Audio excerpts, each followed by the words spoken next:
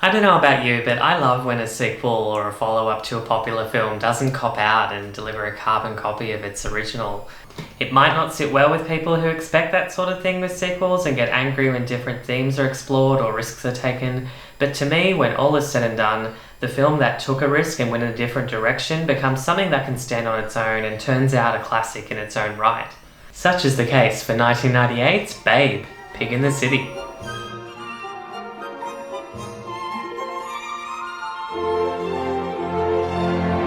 The original Babe was met with considerable fanfare when it was released in 1995.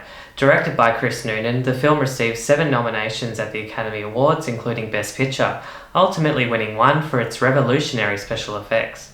In fact, Babe had spent up to a decade in development, while the technology to create the effect of talking animals was perfected to the standards of producer George Miller, the mastermind behind the Mad Max series. When Babe found massive success at the box office and with critics, a follow-up was greenlit immediately. This time, George Miller would step up not only as writer and producer, but direct, and with a budget 3 times the size, Babe, Pig in the City hit cinemas in late 1998. The result was catastrophic, and the film bombed big time at the box office, opening at number 5 behind other family-oriented films like A Bug's Life and the Rugrats movie, and lagging to an $18 million finish in the US and $69 million worldwide, far below its $90 million budget, not accounting for marketing costs. Although many critics reacted to Pig in the City in a positive light, others called out the film's much darker tone than the original, with many warning it would be too bleak and at times too scary for young children, a far cry from the original's bright family feel. In Australia, the film is rated G for general exhibition, but interestingly has a warning that some scenes may be unsuitable for very young children. The initial failure of Pig in the City to reach audiences in '98, along with another expensive flop in Meet Joe Black, led to the resignation of the head of Universal Studios at the time, Casey Silver. Babe, Pig in the City seemed to fade from memory, living for years in the very dark shadow of its much-loved predecessor, and occasionally being used as an example by Universal big shots of how to not do a sequel. In 2011, the president of Universal, Ron Meyer, told an audience at the Georgia Film Festival that Babe, Pig in the City was one of the worst movies that Universal had ever made. So much hate. So why am I even talking about this film then? Well, I consider this to be George Miller's underrated masterpiece, and yes, I even say that as a Mad Max fan. I agree, it's a much darker film than Babe, but that isn't necessarily a bad thing. It means it can be enjoyed by adults just as much, even more so than kids. It's a fascinating, beautifully shot, kooky exploration of a fish, or in this case a pig, out of water, in a huge scale and at times dangerous environment that is a very far stretch from the safety and pleasantness of the Hoggett farm. In this tale, Babe inadvertently causes a serious injury for his boss, Arthur Hoggett, one day on the farm, putting the farmer out of commission and the bank to threaten the farm with foreclosure. It's up to the boss's wife, Esme Hoggett, to take Babe to a big show in the city to make the money the farm needs to keep the bank away from taking it. But a series of misfortunes sees the pair miss their opportunity and get stranded in the big city, primarily in a big old hotel occupied by a meekish woman, her mute clownish old uncle, and his family of primates, led by a well-dressed orangutan. Babe finds himself in a crazy spiral of wacky occurrences, meeting new animals, including some stray domestics, and ultimately following his good intentions, which don't always lead to the greatest situations. Everything in this is on such a large scale, and Miller uses the larger budget to really convey Babe's sense of desperation and isolation in a way where he is not on the farm, but treats the city as if it is a massive farm.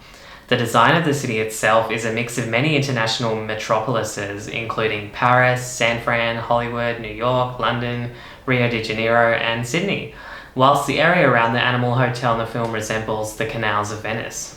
Pig in the City was one of the first films to be made at Sydney's Fox Studios, as well as some location filming around Sydney City itself. Miller sets the city in the film in a jumble of time, somewhat similar to Tim Burton's approach to his Batman films.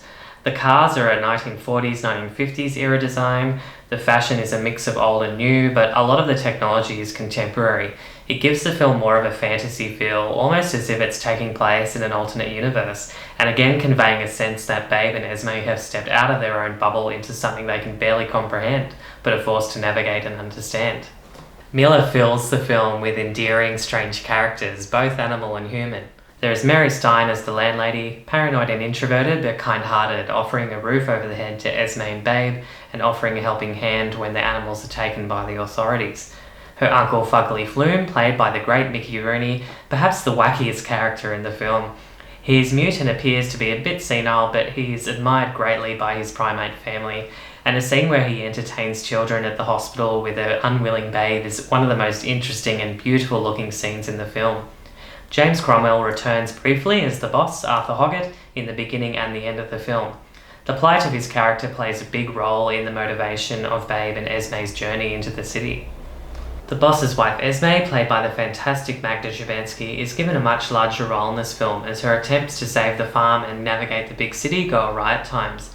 She stays determined and strong, particularly in the film's climax at a charity event that the hotel animals get stuck in the middle of with Babe, and in one of Uncle Fugly's clown suits uses hilarious acrobatics to retrieve him. A really great scene performed brilliantly by Szubanski and a wonderful homage to George Miller's prior work in Mad Max Beyond Thunderdome. It's great to see Magda take a bigger role in this sequel. She's a really well-known and loved comedian here in Australia, and I really feel she gets the role and the screen time she really deserves in this film. Elizabeth Daly takes over from Christine Kavanagh as the voice of Babe. Interestingly, both actors played Tommy and Chucky on the 90s Nickelodeon series Rugrats. Daly does a great job, and you barely notice the change. Babe's positive attitude and caring spirit remain in her vocal performance. There's also great supporting character voice work here, like Adam Goldberg as the erratic and energetic Flealick, Rusty Taylor as the Munro-esque Pink Poodle, Stanley Ross in his final credited role before his death as the Pitbull, and some wonderful work by Stephen Wright, Glenn Headley and James Cosmo, who, along with the excellent visual effects and professional animals themselves, really bring the primate characters to life and make them some of the most interesting in the film. There's also returning actors like Hugo Weaving and Miriam Margolyes as Rex and Fly, and of course Danny Mann as the hilariously neurotic duck Ferdinand, who hitches a ride to the city to join Babe on his adventure. Also returning is the excellent Roscoe Lee Brown, lending his warm, comforting voice once more to provide the narration for the film. The aforementioned darker sensibilities of Pig in the City that Miller brings really juxtapose Babe's plight as his kind heart tries to navigate through this often dismal universe he's stuck in. And it is true, George Miller creates a few scenes that certainly are not intended to be seen by younger eyes, and even may impact more sensitive adults. This includes a tension-filled chase through the city as an aggressive pit bull pursues Babe, only to be left hanging by a chain and almost drown until Babe saves him and the pit bull vows to be his protector. There's also a rather emotional scene where Flealick gets violently thrown by a car whilst hanging onto it and dies for a few seconds, but luckily regains his breath and rolls off again with the other animals. We also see another emotional scene as animal control invades the hotel and puts all the animals in captivity, including the primates and their new babies. One feels that scenes such as these impacted critics and parental groups quite significantly and led to many of the warnings and criticisms about Pig in the City's darker tone. However, because of the way Miller constructs these scenes and because the audience is so drawn in by these well-performed and developed characters, we can't help but feel the emotional impact that was most definitely intended, not just for children, but people of all ages. Miller brings such believable tragedy and sadness to the design and portrayal of these moments in the film, which is brilliant and poignant, making their triumphs and positive moments all the more significant. There's so many great moments I could talk about in this film, but for me the climax of the charity dinner has so many levels of craziness, emotion, and great production design that it's really a great end to a great film. Esme and the landlady go to save the animals, which had been taken from the hotel, and get caught up in a wild circus of snobby upper-class socialites and animals causing panic and havoc. There's many different elements to this climax which add up to a well-crafted scene, culminating in the most beautiful shot in the movie as hundreds of blue balloons fall from the ceiling and cover the room, bringing a sudden calm and beauty to all of the prior chaos. For those of you out there who did see Babe Pig in the City some 2 decades ago as a child and remember being traumatised by it, I highly implore you to rediscover it as an adult, and you might just recognise its utter brilliance. It wasn't actually universally hated on its release. In fact, the late famous American film critic Gene Siskel named it his choice for the best film of 1998. So many definitely saw how great a film it was at the time and an interesting different direction from the rightly loved original. But there was definitely those who went in not expecting the movie that they got. For me, it's a beautiful, whimsical and original tale with some gleefully darker storytelling and abundant in stunning imagery, one that George Miller should absolutely be proud of. Thanks for watching. Hopefully you guys go and seek out this film and can give it the resurgence I think it really deserves. Don't forget to like, share and subscribe to Road to Nowhere Films for more content. And until next time, remember that a kind and steady heart can heal a sorry world.